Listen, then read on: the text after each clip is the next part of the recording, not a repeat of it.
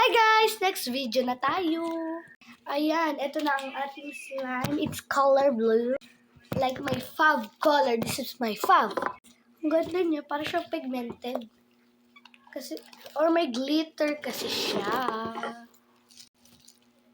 Plus, masaya maglaro ng slime. It's educational. Kapag naglaro kayo, you're learning through science, yun. Totoong science. Kaya, nag-slime ako.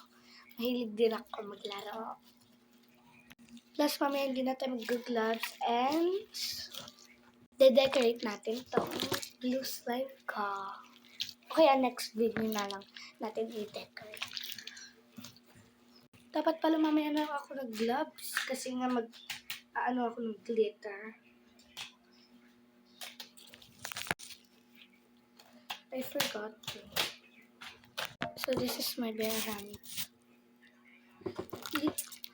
Overactivated talaga siya. Tapos medyo siya watery. Tignan nyo guys. Tinadaan-daan ko lang. Sobrang crunchy. Tignan nyo. Sorry. Hindi siya sobra. Oh my God! Sino mahilig dyan mag-slime? Kasi kung mahilig kayo, o kaya may slime hands kayo, same lang tayo, ate ko. Ayan, magsha-shoutout din tayo basta mag-comment kayo. Ayan, please, comment kayo para may ma-shoutout na ako. Kung gusto nyo ang tawag dun?